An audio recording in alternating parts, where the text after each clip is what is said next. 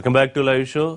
BJP జాతీయ అధ్యక్షుడు అమిత్ షా తెలంగాణలో 3 రోజుల పర్యటన ముగించుకుని ఆంధ్రప్రదేశ్కి చంద్రబాబు నాయుడుతో కలిసి ఒకే ఫ్లైట్లో వెళ్లారు. అంతకుముందు అధికారం తెలంగాణతోనే ప్రారంభం కావాలి దక్షిణాదిన అన్న అమిత్ షా నిన్న ఆంధ్రప్రదేశ్ బీజేపీకి విజయద్వారంగా కనిపిస్తోందని పార్టీ కార్యకర్తల బూత్ స్థాయి సమావేశంలో చెప్పడం. ఇక ఆంధ్రప్రదేశ్లో బీజేపీ తెలుగుదేశం పార్టీ మధ్య సంబంధాలకు సంబంధించి అటు టీడీపీలో ఉన్న బీజేపీ వ్యతిరేక వర్గం, ఇటు బీజేపీలో ఉన్న టీడీపీ వ్యతిరేక వర్గం కొంత వ్యాఖ్యలు గట్టిగానే చేసుకున్న పరిస్థితి. మరి ఒక సమన్వయ కమిటీని కూడా ఏర్పాటు చేయబోతున్నట్టు నిన్న అమిత్ షా బాబు భేటీలో చర్చకు వచ్చినట్టు తెలుస్తోంది. అయితే తెలుగుదేశం పార్టీ కార్యకర్తల నాయకులు ఎవరూ బీజేపీకి వ్యతిరేకంగా మాట్లాడొద్దని ఇప్పటికే అధినేత నుంచి ఆదేశాలు. కానీ మరి బీజేపీలో ఉన్న వాయిస్లు తగ్గే అవకాశం ఉందా? ముఖ్యంగా కాంగ్రెస్ నుంచి బీజేపీకి వచ్చిన నాయకులు కీలకమైన వ్యాఖ్యలు చేస్తున్నారు. నిన్న కావూరు కూడా సీరియస్ గానే మాట్లాడారు, ఫిర్యాదు కూడా చేశారు ప్రభుత్వం మీద, అలాగే అవినీతికి సంబంధించి, అలాగే తెలుగుదేశం పార్టీ గ్రాఫ్ తగ్గిపోతుందని కూడా పత్రికలు రాశాయి. నిన్న కావూరి బయట కూడా మనం విన్నాం. ఏం జరిగే అవకాశం ఉంది? పొత్తుకి ఇబ్బంది ఏమన్నా ఉంటుందా, అటువంటి పరిస్థితి ఏమి ఉండదా అనేది ఒక అంశం. అయితే ఇప్పటికే 1,75,000 కోట్ల ఆంధ్రప్రదేశ్ కి సాయం చేశాం, చాలా ప్రత్యేకంగా చూస్తున్నామని అమిత్ షా చెప్పారు. దాన్ని ఇటు ప్రభుత్వం తెలుగుదేశం పార్టీ ఒప్పుకునే అవకాశం ఉందా? మరి నేను మళ్ళీ ముఖ్యమంత్రి మాకు ఇంకా సాయం చేయాలని అడిగారు, దానికి ప్రభుత్వం ఏం చెప్తుంది? అంశాలు మాట్లాడదాం. అలాగే బీజేపీ 3 ఏళ్ల పాలన కూడా పూర్తి చేసుకుని వాళ్ళ నుంచి ఉత్సవాలు జరుపుకోవడానికి సిద్ధంగా ఉంది. మనతో పాటు సి నరసింహారావు గారు సీనియర్ జర్నలిస్ట్, ప్రముఖ విశ్లేషకులు జాయిన్ అవుతున్నారు. ఎన్ తులసిరెడ్డి గారు మాజీ పార్లమెంట్ సభ్యులు, అలాగే ఆంధ్రప్రదేశ్ పార్టీ సీనియర్ నాయకులు ఖమ్మంపాటి రామ్మోహన్ రావు గారు మాజీ ఎంపీ, తెలుగుదేశం పార్టీ సీనియర్ నాయకులు జాయిన్ అవుతున్నారు. ఇటు విజయవాడ ఎన్టీవీ స్టూడియో నుంచి కర్ణాటి ఆంజనేయ రెడ్డి గారు, ఆంధ్రప్రదేశ్ బీజేపీ ముఖ్య నాయకులు మనతో లైవ్ లో అందుబాటులోకి వస్తున్నారు. రైట్, నరసింహారావు గారు, ఒకటి అమిత్ షా గారు అన్నట్టు ఇక్కడ తెలంగాణలో ఇక్కడ మాకు చాలా అసభావంగా ఉంది, అధికారంలోకి రావడానికి చాలా అవకాశాలు ఉన్నాయన్నారు. ఆంధ్రప్రదేశ్కి వెళ్ళి ఒక స్టోరీ కూడా భారతంలో చిన్న ఎగ్జాంపుల్ కూడా చెప్పి విజయద్వారంగా కనిపిస్తుంది నాకు ఇక్కడ ఆంధ్రప్రదేశ్ అని చెప్పారు. ఎట్లా అంటే బీజేపీ సొంతంగా అధికారంలోకి రావడానికి విజయద్వారంగా ఉందని చెప్పారని అర్థం చేసుకోవాలా? ఎట్లా చూడాలి ఆయన వ్యాఖ్యల్ని? అంతే, సొంత అధికారులకు వద్దామనే వాళ్ళ ఆలోచన. నిన్న 25,000 పోలింగ్ బూత్స్ నుంచి రిప్రజెంటేటివ్స్ వచ్చారు. వాళ్ళ పోలింగ్ ఏజెంట్ని 25,000 బూతుల నుంచి 50,000 మంది వచ్చారని చెప్పారు. అసలు వాస్తవంగా జరిగిందంటే అక్కడ 20,000 మంది వచ్చారు మొత్తం అక్కడ ప్రజలు. 20,000 మందిలో 15,000 చెప్పిన లెక్క అయితే ఒక్కొక్క బూత్ నుంచి ముగ్గురు చూసినా 75,000 మంది 75,000 మంది ఉన్నారు. 20,000 మంది వచ్చారు. 20,000 మందిలో 15,000 మంది విజయవాడ నగర వాసులు, విజయవాడ కానీ గుంటూరు కానీ అక్కడ నగర వాసులు 15,000 మంది. మిగతా వాళ్ళు చాలా ప్రాంతాల నుంచి వచ్చారు. వాళ్ళకి చైతన్య ఎడ్యుకేషనల్ ఇన్స్టిట్యూట్స్ అని ఒకటి ఉంది, అక్కడ చాలా వ్యాప్తి చెందింది, చాలా ప్రసిద్ధి చెందింది.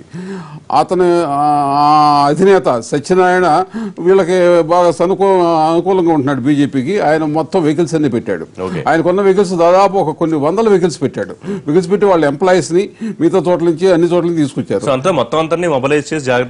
అంటే బూత్ స్థాయి కార్యకర్తలు అనేది మాటే లేదు. నిన్న 15,000 మంది విజయవాడ వాళ్ళు, చైతన్య వాళ్ళు తీసుకొచ్చిన వాళ్ళు ఒక 3-4 మంది, అక్కడక్కడి నుంచి వచ్చిన వాళ్ళు నియోజకవర్గాలు ఒక 10 నియోజకవర్గాల లోపు వచ్చారు మొత్తం ప్రజలంతా కూడా.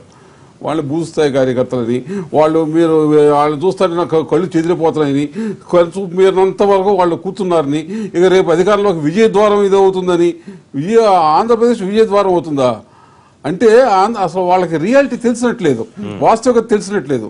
కాంగ్రెస్ పార్టీ ఇంతకాలంగా అధికారంలో ఉంటే మొన్న ఎన్నికల్లో ఒక్క చోట డిపాజిట్ రాలా, ఒక బొత్స సత్యనారాయణ తప్ప ఎవరికి డిపాజిట్ రాకుండా అధపదాన్ని తొక్కేశారు కాంగ్రెస్ పార్టీని. ఎందుకు? రాష్ట్రాన్ని దుర్మార్గంగా, అశాస్త్రీయంగా, అన్యాయంగా ఒక కుట్ర ప్రకారం రాష్ట్రం విభజించారని. ఈ విభజనలో, ఈ కుట్రలో బీజేపీ కూడా భాగం ఉందని ప్రజలంతా కూడా నమ్మారు. ప్రజలంతా కూడా నమ్మి మనం జనరల్ ఎన్నికలకు ముందే పంచాయతీ ఎన్నికలకి, మున్సిపల్ ఎన్నికలకి అన్నిటికీ ఎన్నికలు జరిగినాయి. ఎన్నికలు జరిగితే బీజేపీ వాళ్ళు సొంతంగా పోటీ చేశారు అన్ని చోట్ల. ఒక్క చోట అంటే ఒక్క చోట డిపాజిట్ రాలా. అలాగే మాణిక్యాలరావు అని వాళ్ళ మంత్రిగా ఉన్న ఆయన తాడేపల్లిగూడలో వార్డుకి పోటీ చేసి 65 ఓట్లు తెచ్చుకుని ఓడిపోయాడు. అంటే తర్వాత 2 ఫలితాలు ఒకేసారి వచ్చినాయి. అలాంటి అసలు బీజేపీకి వాళ్ళ కాంగ్రెస్ పార్టీకి భారతదేశంలో ఏ పరిస్థితి, ఆంధ్ర రాష్ట్రంలో ఏ పరిస్థితి ఉందో వాళ్ళు తిరిగి కోలుకోలేని పరిస్థితి, ఎక్కడ డిపాజిట్ రాని పరిస్థితి. అలాగే బీజేపీకి అంతకన్నా ఘోరమైన పరిస్థితి ఉంది. ఇంకా కాంగ్రెస్ రూట్స్ ఉన్న పార్టీ, అది ఎంతో కాలంగా దేశంలో అధికారంలో ఉన్న పార్టీ. అలాంటిది బీజేపీకి అది ఆంధ్రప్రదేశ్లో ఎంత గింగరాలు తిరిగినా వాళ్ళు కోలుకోలేరు, వాళ్ళ వల్ల కాదు. తర్వాత ఇంకో చిన్న విషయం ఏంటంటే వాళ్ళు కేవలం చంద్రబాబు ప్రాపకంతో చంద్రబాబు వాళ్ళు మరి ఆయన మాటలు ఏంటంటే నాకు బయటవాడిగా రామారావు గారు చెప్పాలి, ఏమన్నా కేంద్రంలో ఉన్న వాళ్ళు బ్లాక్ మెయిల్ చేస్తున్నారంటూ తెలియదు నాకు. మీరు చంద్రబాబుని మీరు మమ్మల్ని సమర్థించాలి, మా పార్టీని సమర్థించాలి, మమ్మల్ని విమర్శించకూడదు ఉంటే ఇస్తామని బ్లాక్ మెయిల్ చేస్తున్నారో లేదో నాకు తెలియదు, కానీ చెప్పాలి ఆ బ్లాక్ మెయిల్. ఇప్పుడు ఆయన మనం వద్దు, వాళ్ళు విమర్శించొద్దు, వాళ్ళు ఏం చేయొద్దు, అది ఒక జాతీయ పార్టీ, దేశంలో అధికారంలో ఉన్న పార్టీ, వాళ్ళు విమర్శించొద్దు అంటే అసలు మీ పార్టీ సభ్యుల యొక్క వాక్ స్వాతంత్రం కట్టడి చేసే అధికారం. ఆంజనేయ రెడ్డి గారు మొత్తానికి కష్టపడి ఒక 20,000 మందిలో 30,000 మందిలో తీసుకురాగలిగారా? వాళ్ళందరూ కూడా సమీకరించిన కార్యకర్తల, బూత్ స్థాయి కార్యకర్తలు కాదని నరసింహారావు గారు చాలా స్పష్టంగా చెప్తున్నారు. రెండోది విజయద్వారం అంటే బీజేపీ సొంతంగా అధికారంలోకి 2019లో అధికారంలోకి రావాలనుకుంటుందా, అందుకే విజయద్వారం అన్నారా?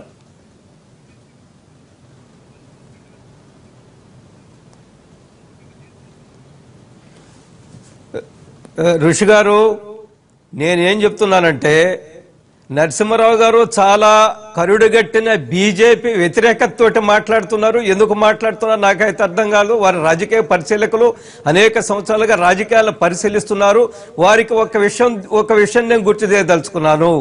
భారతీయ జనతా పార్టీ విజయాలు పక్కనున్న ఒరిస్సా రాష్ట్రంలో చూడండి. ఒరిస్సాలో కూడా మమ్మల్ని ఈ విధంగానే మాట్లాడారు. ఈ రోజు ఒరిస్సాలో అద్భుతమైన విజయాలు సాధించి 12 జిల్లా పరిషత్తుల్లో భారతీయ జనతా పార్టీ నాయకులు జిల్లా పరిషత్ చైర్మన్గా ఉన్నారు. ఈ రోజు కాంగ్రెస్ పార్టీని 3వ ప్లేస్ కు చాలా దూరంగా నెట్టేసి 2వ ప్లేస్ లో భారతీయ జనతా పార్టీ వచ్చింది. రేపు వచ్చే ఎన్నికల్లో అధికారానికి వచ్చే విధంగా మా ప్రయత్నాలు చేస్తున్నాము.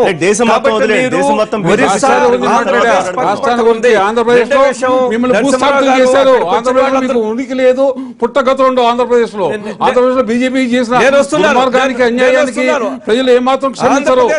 మీరు చెప్పారా ఒక విషయం అయితే వాళ్ళు మేము పొరపాటు చేశాం, కాంగ్రెస్ ఉన్నాం, అక్రమంగా చేస్తే కొంత బాగుండేది. వీళ్ళు అసలు పశ్చాత్తాపం లేదు మీకు, మీరు చేసిన దుర్మార్గాన్ని పశ్చాత్తాపం ఇదే మాట్లాడారు. డిమానిటైజేషన్ ఎలక్షన్ లో కూడా ఇదే మాట్లాడారు. ప్రజలు మిమ్మల్ని వ్యతిరేకిస్తారు, డిమానిటైజేషన్ మీ చరిత్ర పూర్తయిందని. కానీ డిమానిటైజేషన్ తర్వాత జరిగిన ఎన్నికల్లో ఆంజనేయరెడ్డి గారు ఆంధ్రప్రదేశ్ కి 2 సంవత్సరాలు ఎన్నికలు ఉన్నాయి. ఎన్నికల ఫలితాలు నిర్ణయిస్తుంది. ఎన్నికల్లో ఏ రాజకీయ పార్టీ శక్తి ఒకటి అర్థమవుతుంది. నిన్నటి రోజున బూత్ కమిటీ సభ్యుల విషయంలో నరసింహారావు గారు అందరూ కూడా తోలారంటున్నారు. నేను మా సొంత జిల్లా నుంచి 3,000 మందిని బస్సుల్లో వచ్చాము, 80 బస్సుల్లో వచ్చాము, కార్లలో వచ్చాము. అనేక మంది సొంతంగా వాళ్ళు డబ్బులు పెట్టుకొని వచ్చారు. విజయవాడలో ఎవరో తోలారు, ఏదో విద్యా సంస్థల చైర్మన్ పచ్చి అబద్ధం. నేను మీటింగ్ లో ఉన్నాను, నేను బహిరంగ సభల వేదిక మీద ఉన్నాను. అత్యుత్సాహం కార్యకర్తల్లో కనిపించింది. ఇంత తీవ్రమైన వేడిలో కూడా, ఇంత మండిపోతున్న ఎండల్లో కూడా కార్యకర్తలు వచ్చారు. ఉత్సాహము, సంతోషము. ఆంజనేయరెడ్డి గారు 2019లో ఆంధ్రప్రదేశ్ విజయద్వారము మీ బీజేపీ లేకపోతే మీ విజయోత్సవాలకి ముఖద్వారం అంటే సొంతంగా అధికారంలోకి రావాలనుకుంటారా? ప్లీజ్ దానికి ఆన్సర్ చేయండి.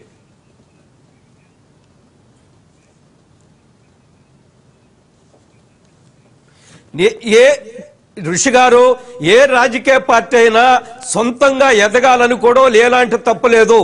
మేము ఈరోజు తెలుగుదేశంతో స్నేహబంధం ఉంది, అలయన్స్ లో ఉన్నాము. తెలుగుదేశం కేంద్రంలో ప్రభుత్వంలో భాగస్వామ్యం ఉంది. ఇక్కడ మేము ప్రభుత్వంలో ఉన్నాం. మీరు ఒక విషయాన్ని గుర్తుపెట్టుకోవాలా ఋషి గారు, కేంద్రంలో తెలుగుదేశం మీద ఆధారపడి బీజేపీ ప్రభుత్వం నడవడం లేదు. బీజేపీకి సొంతంగా మెజార్టీ ఉంది. ఆంధ్రప్రదేశ్ లో బీజేపీ మీద ఆధారపడి తెలుగుదేశం నడవడం లేదు. తెలుగుదేశానికి సొంతంగా మెజార్టీ ఉంది. కానీ మేము ఇద్దరం కూడా ఎన్నికల్లో కలిసి పోటీ చేశాము. ఈ సంకీర్ణ ధర్మాన్ని కాపాడడం కోసం వారు భాగస్వామ్యుల కేంద్రంలో, ఇక్కడ రాష్ట్రంలో మేము భాగస్వామ్యులుగా ఉన్నాము. ఏ పార్టీ అయినా సొంతంగా ఎదగడంలో ఎవరికి అభ్యంతరం ఉండవలసిన అవసరం లేదు. అది ఒక రాజకీయ పార్టీ లక్షణం. భారతీయ జనతా పార్టీ అలాంటి ఒక సిద్ధాంతపరమైన కార్యకర్తలతో ఆధారపడి నడుస్తున్న ప్రభుత్వ పార్టీ ఏదైతే ఉందో ఆ పార్టీ సొంతంగా ఎన్నికల్లో పోటీ చేయాలా, సొంతంగా ఎదగాల, సొంతంగా అధికారానికి రావడం ఏమీ తప్పులేదు. కానీ ఇప్పుడు మేము తెలుగుదేశంతో మాకు స్నేహబంధం ఉంది, సంకీర్ణంలో ఉన్నాము, మేము సమైక్యంగా కలిసి పనిచేస్తున్నాము. ఇది ఎవరికి అభ్యంతరం ఉండవలసిన అవసరం లేదు. నరసింహరావు గారు చాలా కరుడుగట్టిన బీజేపీ అనేక రాజకీయ పరిశీలన భవిష్యత్తు నిర్ణయిస్తుంది. మీ ఆలోచనలు పూర్తిగా తప్పని నేను చెప్తున్నాను. రామన్ గారు, కొంత అమిత్ షా పర్యటనకు ముందు విమర్శలు చేసుకున్న టీడీపీ బీజేపీ నాయకులకు నిన్న అమిత్ షా చంద్రబాబు ఒకే విమానంలో కలిసి రావడం అనేది మొదటి సిగ్నల్ అయితే కనుక అమిత్ షాకు చంద్రబాబు నాయుడు విందు సమావేశం రెండో సిగ్నల్, సమన్వయ కమిటీ ఏర్పాటు అనేది ఒక మూడో సిగ్నల్. అంటే బంధానికి ఇప్పుడే బేటలు వారే అవకాశం ఏం లేదా? అంటే అసలు అది అప్రస్తుతం రిషి గారు. బేసిక్ గా ప్రజల మ్యాండేట్ 5 ఏళ్లకు ఇచ్చారు ఎన్డీఏ ప్రభుత్వం. అక్కడ ఇక్కడ కూడా మేము కలిసి ప్రజల్లో వెళ్ళాం, ఎన్నికల ముందు పొత్తు పెట్టుకున్నాం. సో ఇప్పుడు మనకు కావాల్సింది ఏంటి? ఆంధ్రప్రదేశ్ 3 సంవత్సరాల బేబీ. ఏ విధంగా ఇందాక నరసింహరావు చెప్పినట్టుగా కాంగ్రెస్ ప్రభుత్వం విభజన చేసింది, బిల్లులో తప్పులు తడకని రకరకాలుగా ఎన్నోసార్లు మనం చర్చించుకున్నాం. అవన్నీ అధిగమించి రాష్ట్రాన్ని గాడిలో పెట్టాల్సిన బాధ్యత మా మీద ఉంది, ఎన్డీఏ ప్రభుత్వం మీద, మా తెలుగుదేశం మీద. ఎందుకంటే మెయిన్ భాగస్వాములు మేము కాబట్టి. సో ఆ దిశగా ముఖ్యమంత్రి గారు అహర్నిశలో పనిచేసి కృషి చేస్తూ ఉన్నారు.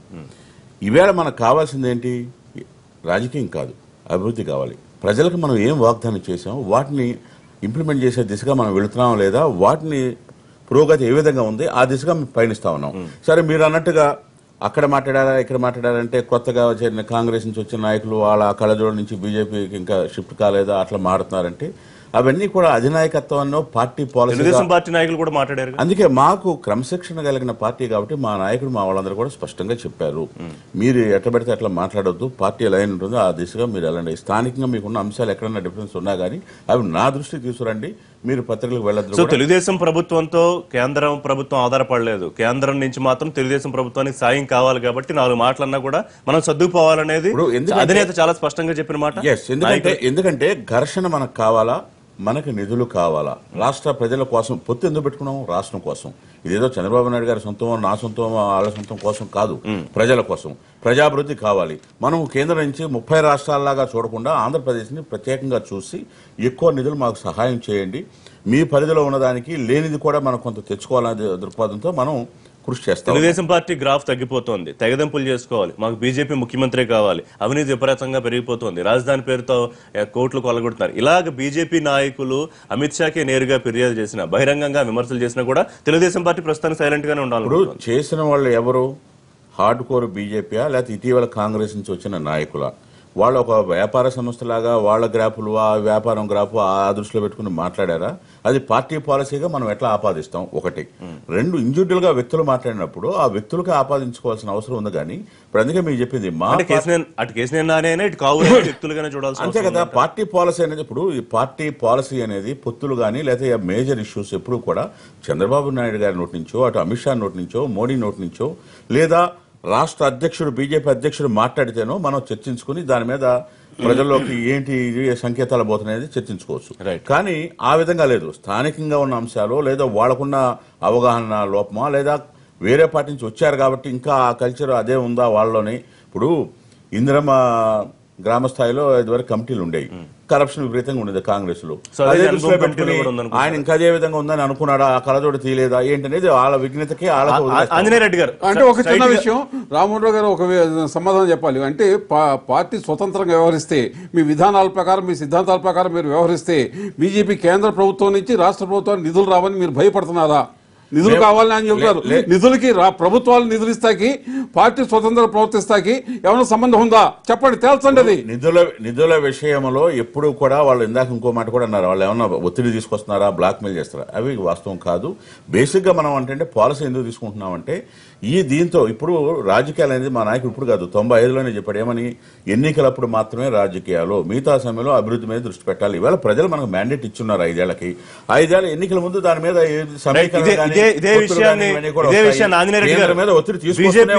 బీజేపీ తరపున మీరు కూడా చెప్పదలుచుకున్నారా? ఇక నుంచి ఎటువంటి వ్యాఖ్యలు లేకపోతే తెలుగుదేశం పార్టీ అధ్యక్షుడి మీదో, ముఖ్యమంత్రి స్థాయిలో ఆయన మీదో ఎటువంటి విమర్శలు ఉండవని బీజేపీ నాయకులు చెప్పగలుగుతారా? కావూరు నిన్ననే ఆయన టూరు ముఖ్యమంత్రితో కలిసి వస్తున్నారని తెలిసి కూడా ఆయన విమర్శలు చేసిన పరిస్థితి మనం చూసాం.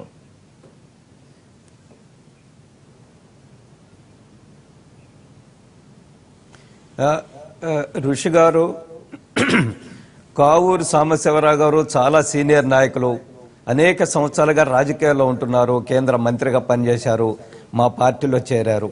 వారు ప్రజా సమస్యలు ఒకసారి పరిశీలిస్తున్నప్పుడు లేదా కార్యకర్తలు కలుసుకున్నప్పుడు ప్రజలు వారి దృష్టికి కొన్ని సమస్యలు తీసుకొచ్చి ఉండుండొచ్చు. కానీ అది మొత్తం తెలుగుదేశాన్ని తిట్టడం, ప్రభుత్వాన్ని తిట్టడం అని అనుకోవడం లేదు. కొన్ని సమస్యలు వారి దృష్టికి వచ్చినప్పుడు వారు మాట్లాడి ఉండొచ్చు. ఒక్కొక్కరు ఒక్కొక్క రీతిగా మాట్లాడుతుంటారు. నేను కూడా ఉదాహరణకి నెల్లూరు జిల్లాలో ఆ నీరు చెట్టు కార్యక్రమం అవినీతి జరిగినప్పుడు మేము మాట్లాడాము. అది ప్రభుత్వం మీద కాదు, అధికారులు కొంతమంది అవినీతికి పాల్పడుతున్నారు, వాటిని సరిచేసుకోవాలని చెప్పారు. కావూరు సాంబశివరావు గారు కూడా మాట్లాడిన విషయంలో ఆ దృష్టితో మనం చూడాలి తప్ప దీన్ని తెలుగుదేశం మీదలో కావూరు సాంబశివరావు గారు బీజేపీ సీనియర్ నాయకులు, వారికి వ్యక్తిగత అజెండా అంటూ ఏమీ లేదు. వారు భారతీయ జనతా పార్టీ అజెండా, వారి కొన్ని విషయాలు వారి దృష్టికి వచ్చినప్పుడు మాట్లా ఉండొచ్చు. వారి సీనియర్ నాయకులుగా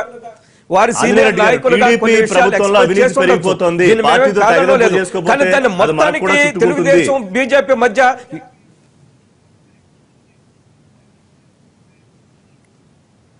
లేదా అది వారి వ్యక్తిగత అభిప్రాయం కావచ్చు. తెలుగుదేశం భారతీయ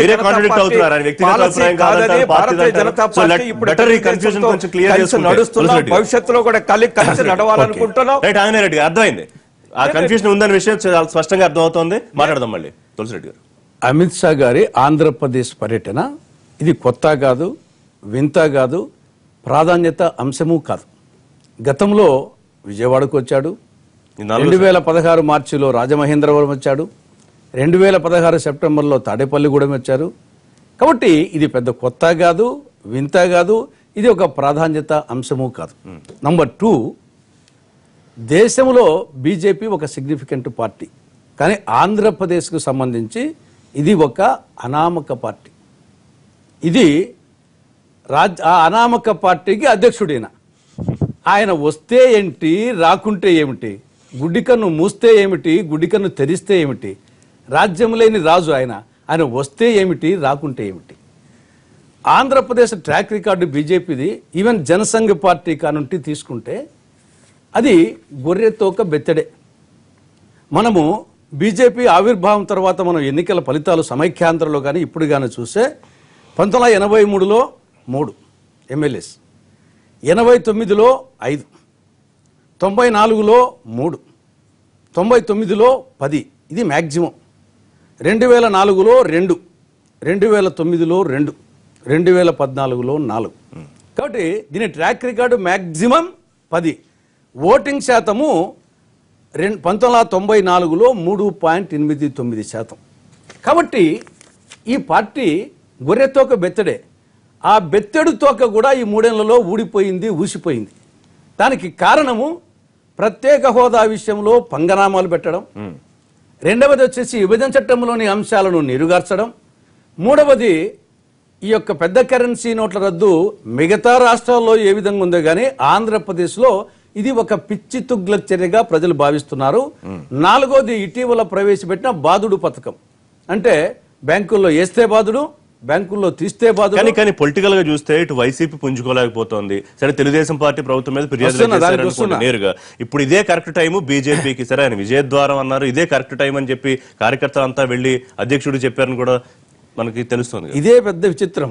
నేను ముందే చెప్పాను, అది గొర్రెతోక బెత్తడే, ఆ తోక కూడా ఊసిపోయింది. అటువంటి అనామక పార్టీ కరుణా కటాక్ష వీక్షణాల కోసం, ప్రాపకం కోసం అధికార తెలుగుదేశం పార్టీ ప్రధాన ప్రతిపక్ష యువజన శ్రామిక రైతు కాంగ్రెస్ పార్టీ అంటే జగన్ పార్టీ. నేను వైఎస్ఆర్ పార్టీ అన్నాను, ఎందుకంటే వైఎస్ఆర్ పార్టీ అంటే ఎడుగూరి సందిండి రాజశేఖర పార్టీ అనుకుంటారు, కానీ అది యువజన శ్రామిక రైతు కాంగ్రెస్ పార్టీ. యువజన శ్రామిక రైతు కాంగ్రెస్ పార్టీ ఆ అనామక పార్టీ కరుణా కటాక్ష వీక్షణాల కోసం, ప్రాపకం కోసం ప్రాకులాడడం, సాగిలబడం, ఇది ఒక ఆంధ్రునిగా వచ్చేసి చాలా బాధ. అట్లా కాదు, మీరు చెప్పేది రాజకీయంగా బీజేపీ పరిస్థితి చెప్తున్నారు, కానీ కేంద్ర ప్రభుత్వంలో ఉన్నది అదే కదా, బీజేపీ నేతృత్వంలో ఎన్డీఏ. తప్పదు కదా మరి, అట్లా ఉండకపోతే అట్లా. అంటే తప్పదంటే సాగిలబడడం తప్పదా? మిత్రధర్మం అంటే ఏమి? సమానంగా ఉండడం, వచ్చేసి ఇచ్చిపుచ్చుకోవడం. నువ్వు ఏమి ఇవ్వకున్నా వచ్చేసి ఆయన పార్టీ అధ్యక్షునిగా పార్టీ మీటింగ్కి వచ్చాడు. మోడీ వస్తే అది వేరు. ఆయన పార్టీ అధ్యక్షునిగా వస్తే రావమ్మ మహాలక్ష్మి మా ఇంటికని రావమ్మ రావయ్యా అమిత్ షా మా ఇంటికి అని చెప్పేసి ఆయన వచ్చేసి అష్ట కష్టాలు పడి ఎందుకు తీసుకోవడము. ఈయన జగన్మోహన్ రెడ్డి ఆలు లేదు చూలు లేదు సోమలింగం అన్నట్టు రాష్ట్రపతి ఎన్నికల్లో ఆయన ఇద్దరు సాగిలబడి సాష్టాంగ ప్రణామాలు చేస్తున్నారు. అనామక తులసిరెడ్డి గారు చాలా తప్పుగా దాన్ని తీసుకుంటా ఉన్నారు. ఇప్పుడు సహజంగా ఒక పార్టీ జాతీయ పార్టీ అధ్యక్షుడు వచ్చినప్పుడు మిత్రధర్మంగా మా నాయకుడు హైదరాబాద్ లో ఉన్నాడు కాబట్టి వెళ్తున్నామంటే కలిసి వెళదామని అనుకున్నారు, వచ్చారు.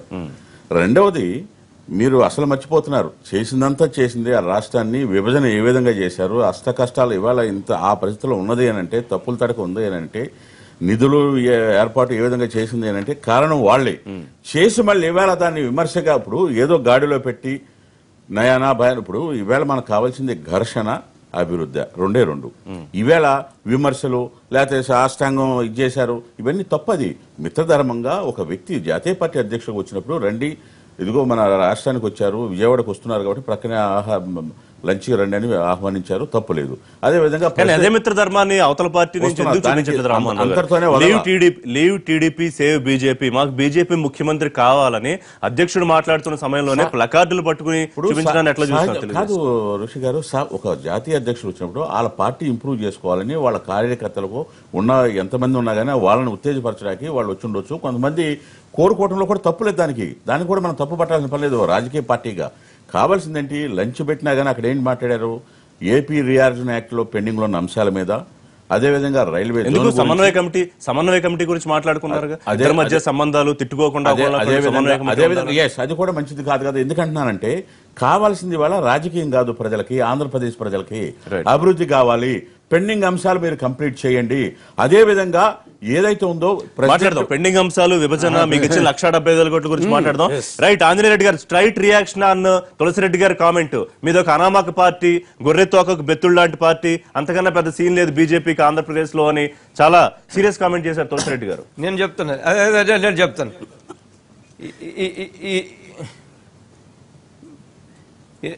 ఋషి గారు, 5 రాష్ట్రాల్లో కాంగ్రెస్ పార్టీ అకౌంటే ఓపెన్ చేయలేదు. 5 రాష్ట్రాల అకౌంటే ఓపెన్ చేయలేదు లోక్సభకి.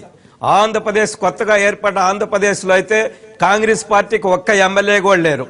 5 రాష్ట్రాలు ఆంధ్రప్రదేశ్, గుజరాత్, అదేవిధంగా తమిళనాడు, పాండుచేరి, ఢిల్లీ లాంటి రాష్ట్రాల్లో 400 చిల్లర గెలుచుకున్న కాంగ్రెస్ పార్టీ ఎంతో అనుభవం,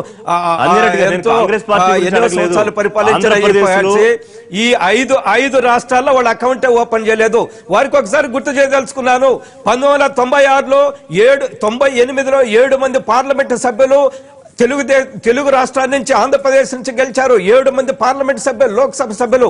మేము రెండు లోక్సభ సభ్యుల నుంచి ఈ రోజు 283 లోక్సభ సభ్యులు గెలుచుకున్నాం. ఇదే ఈ విధంగానే అవమానకరంగా ఒరిస్సాలో కూడా వ్యాఖ్యలు చేశారు.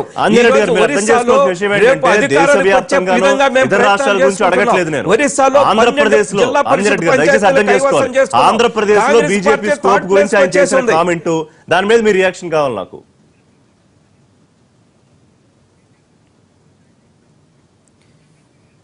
నేనంటున్నా ఎన్నికలు రానివ్వండి, తేలుతుంది, ఎన్నికలు రానివ్వండి. ఇప్పటికిప్పుడు ఆయన యొక్క బీజేపీ ఫలితాన్ని నిర్ణయించలేరు. ఎన్నికలు ప్రజలు నిర్ణయిస్తారు. ఎన్నికలు వచ్చాయి ఒరిస్సాలో, స్థానిక సంస్థల ఎన్నికలు ప్రజలు నిర్ణయించారు. అస్సాంలో ఎన్నికలు నిర్ణయించారు. ఒక చిన్న విషయం, ఆంధ్రప్రదేశ్ విభజన సమయంలో తీవ్ర అన్యాయం చేశాము, ఆ కుట్రలో మేము భాగస్వాములు అయ్యాము అని మీకు పశ్చాత్తాపం ఉందా? పొరపాటు చేశామని మీరు చెబుతున్నారా? పొరపాటు జరిగింది, చాలా దుర్మార్గమైన కాంగ్రెస్ అడుగు చేయడంలో మేము నడిచాం అని మీరు ఇప్పుడు మాట్లాడదాం. ఆంజనేయ రెడ్డి గారు చిన్న బ్రేక్ తర్వాత మీ దగ్గరికి వస్తా. మీరు ఇచ్చేసిన 1,75,000 కోట్లు తెలుగుదేశం ప్రభుత్వం తీసుకుంటే కనుక ఇంకా సహాయం కావాలని ఎందుకు అడుగుతోంది? ఈ అంశం బ్రేక్ తర్వాత మాట్లాడదాం. Stay tuned.